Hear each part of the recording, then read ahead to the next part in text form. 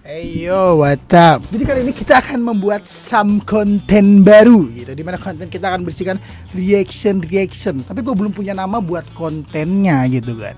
Jadi sini kita akan membahas untuk pertama kali ini adalah tentang perhabiban, pergusan dan perpendetaan dari beberapa video yang gue kumpulin sendiri. Karena gue masih miskin dan tidak punya editor or something. Ada si Agung, tapi bukan editor yang bisa nyari-nyari. Agung cuma ngedit doang gitu. Jadi langsung aja kita akan masuk ke pembahasan dan memberikan pendapat tentang apa saja sih yang terjadi di dunia ini, di Indonesia, tentang peragamaan dan perhabiban. Jadi langsung aja gitu, let's do. So di video pertama langsung aja kita kembali membahas tentang Gus Miftah. Baik pemirsa, masih bersama saya nih Serina Hanifah. Iya.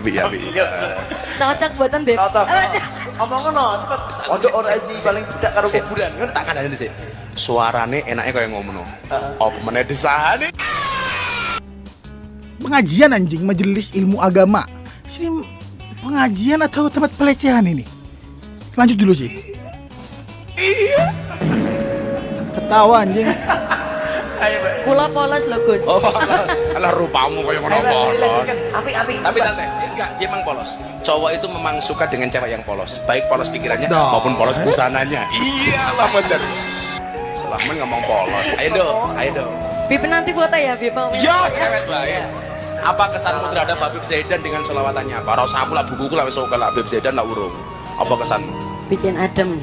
Oh, bikin adem. Orangnya bikin adem. Oh, tak kasih tahu ya, kalau panas minum es, kalau penasaran jadi tes. Iya. Kata-kata Gus Miftah hari ini dicatat. Kalau panas minum es, kalau penasaran dites. The fuck is that? Ini yang namanya direcehkan secara verbal.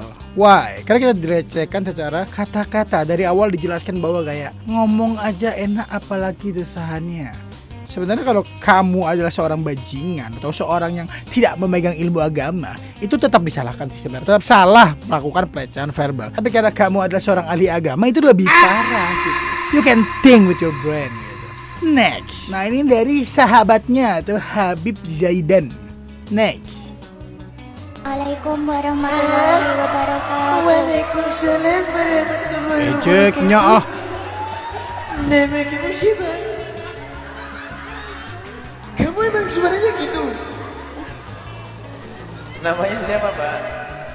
Perkenalkan nama saya. Langsung gak mutah ceweknya. Sian, kok bisa gitu loh, orang lagi nanya tentang majelis. Pasti yang mau ditanyakan penting tentang ilmu agama gitu. Tapi yang ditanya malah bertanya kepada orang yang salah gitu. Orang yang hanya menerima gelar bukan mempelajarinya. Fuck. Sekali kamu berbuat cacat, dunia akan memandangmu sebagai orang yang paling salah di dunia. Makanya jangan mengemban hal-hal yang berat jika kamu tidak mampu gitu, paham? Kasihan mbaknya lu. Fuck. Iya, Tuh namanya kan? siapa? Capek kan, kasihan anjing.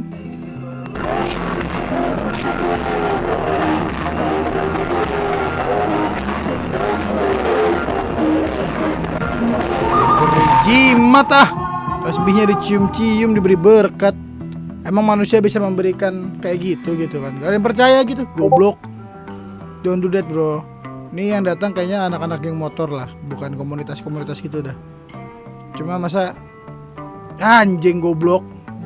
Gak usah melakukan hal gini lah. Jangan berguru kepada orang yang salah gitu. Jangan berguru sama orang-orang yang mengatasnamakan ilmu agama Islam tapi memusyrikannya gitu. Kalian harus paham anjing. Dijilat-jilatnya tangan dirinya. Rasa strawberry.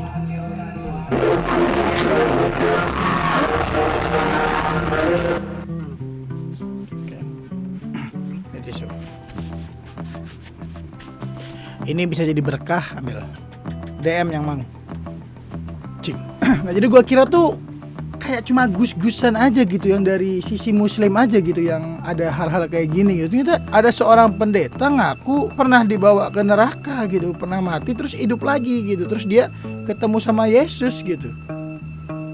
Kaget gua anjing lah nemu ini anjing. Saya tanya, ibu udah pernah ke neraka belum? Semua orang yang hidup belum ke neraka. Saya udah pernah ke neraka. Benar bu, semua orang hidup belum pernah ke neraka.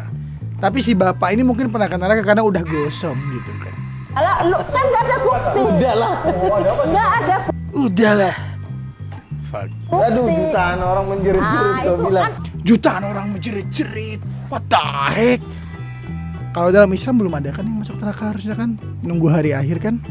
omongan Tuhan Yesus bilang, doang, nggak ada sebentar, bukti. jangan dulu kita Mana salahkan ada kita, orang setidaknya pernah kita dengar. neraka. Tuhan Yesus bawa saya. Nonsen Saya box melihat itu jutaan orang. namanya. Itu menjeritnya itu gila men. Mas, kalau misalkan si ibu itu berdebat, sedang berbicara, dengarkan dulu, jangan bercerita sama orang lain. Itu menunjukkan bahwa Anda sedang berbohong. Kelihatan Anda telah gugup dan ingin membuktikan sesuatu yang tidak ada. Saya the fuck bitch. I don't give a fuck. Ya Kristen atau apa, cuma apa sih gitu. Gue ketakutan ini apa nih Tuhan? Tuhan bilang begini. Tuhan Yesus bilang gini sama gua. Saya tanya. Oh anjay, Tuhan Yesus bilang begini sama gua. Anjay, Tuhan yang berkomunikasi sama makhluk ini. Fuck. Oh, nah Bang Marcel, Yesus kan bisa menghidupkan orang mati. Masa ya kalau pernah ketemu Yesus nggak minta dinormalin matanya? Benar juga. Menarik. Iya. Iya juga sih. Ini next nih. Oh banyak yang debatin ternyata. Saat ini apa betul jadi nabi? Betul. Oh anjay. Iya. Nabi apa itu? Kapan Pak Pendeta Luga Tambunan bertemu dengan Tuhan? Ketika kami berdoa sering ya, tahun 2008, 2000. Ada tahunnya ah. 2020 pernah kami lagi berdoa juga ada Tuhan Yesus. Ada satu orang yang sudah pernah mendapat penglihatan tentang saya di surga. Saya naik mobil Rolls Royce. What the heck, di surga naik mobil Rolls Royce. Berarti si pemilik merek itu udah impor mobilnya sampai ke surga. Wow. Gimana kalau kita ngimpor juga kelapa sawit? Kan minyaknya bisa digunakan tuh di sana ke surga juga melalui mas-mas ini gitu. Fuck. Dan dikawal seluruh pasukan malaikat. Dia melihat saya di surga. Oh, melihat di surga. Mimpi atau gimana? Dalam penglihatan. Dalam Banyak nabi anjing. penglihatan. Berarti Bapak juga nabi? Ya. Nabi juga? Iya. Deretan nabi dan rasul. Iya. Allahu Akbar. Seperti itu. Kan dia udah dapat penglihatan. Penglihatan apa anjing? Jadi gini, di Alkitab gue pernah baca salah satu ayat di Alkitab gitu.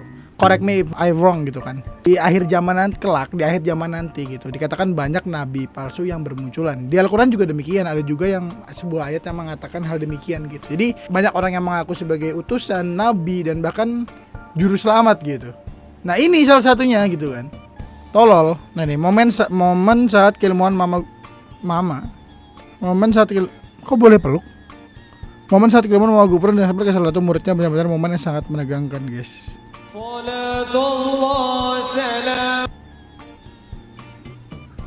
Laki anjing. Mama? Emang boleh laki-laki dipanggil mama? Ciumnya ah. Gitu. Ilmuannya itu diarok di mulut. Gitu. Wah begitu menikmati sih mas-mas ini kayak. Gitu langsung. Yang ada sih, nggak ada geng, nggak ada anjing. Di agama manapun nggak ada yang mengajarkan bertukar jigong sama yang sama cewek cowok. Kalau belum halal juga nggak boleh kan. Apalagi ini cowok sama cowok gitu. Tapi panggilannya mama, I don't give a fuck bro. I so confused. Nggak tidur dong. Nggak tidur loh 2 hari. Dari kemarin nggak tidur. Udah 2 hari ini nggak. Dia 2 hari nggak tidur ngapain? Tidur. Anak ajaib. Anak aja.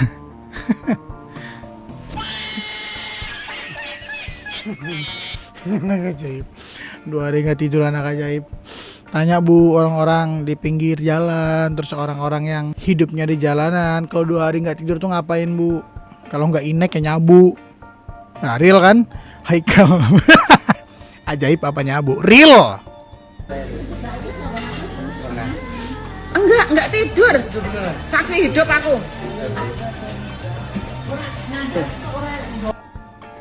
Tangan geter, makan susah dimasukin mulut susah nelen, kakinya gerak-gerak. Anak ajaib. Fuck gue gak bisa Gak mau dah gue nafsirin gimana. Kalian aja tuh nafsirin itu ciri-ciri apa tuh. Kalau orang-orang ciri-cirinya kayak gini terus gak tidur, tanya Bang Eriko Lim. Dia gak tidur 3 hari ngapain. Ini loh anak ajaib. Ajaib ah. Hah?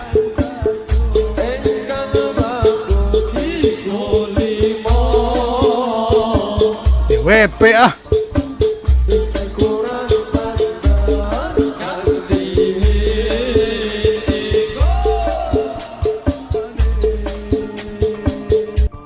Emang boleh kalau hanya sholawatan dijogetin boleh nggak sih?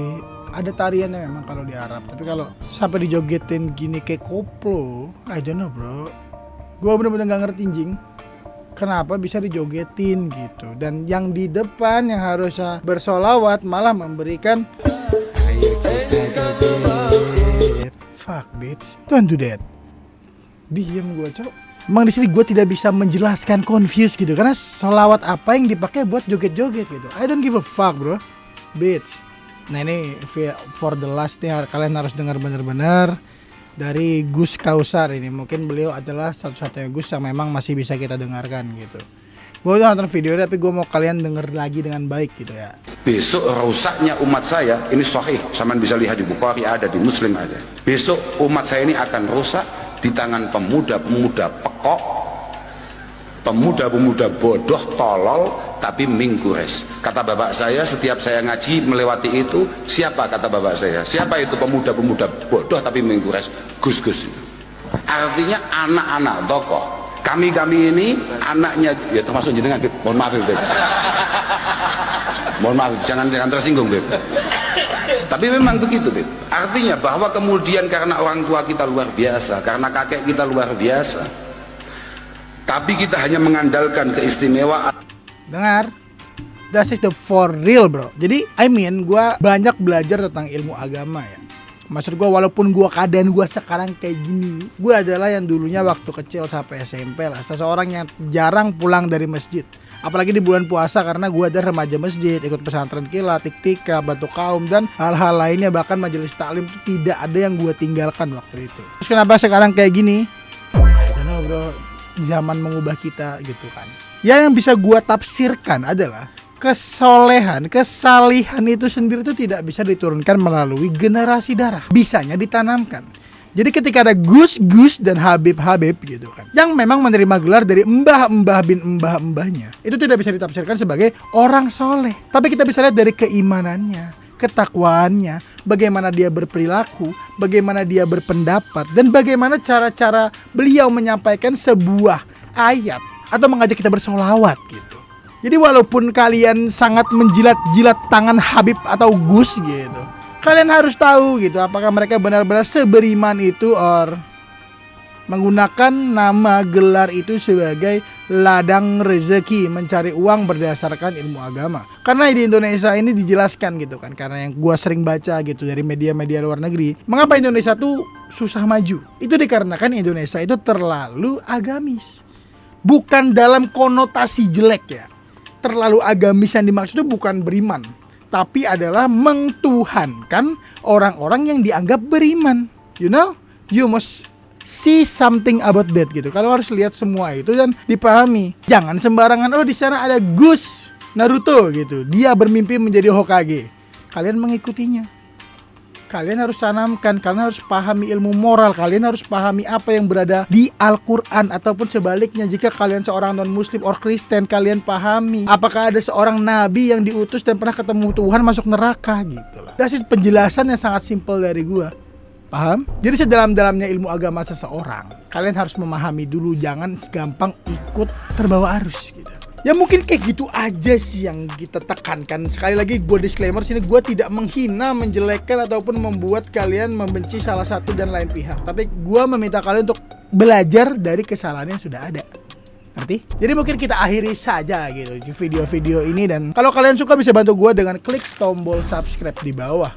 Atau kalian bisa nonton video-video gue yang lama dan bantu gue 2000 atau bahkan lebih subscriber di tahun ini. Oke, kita akhiri dulu dan Free Palestine.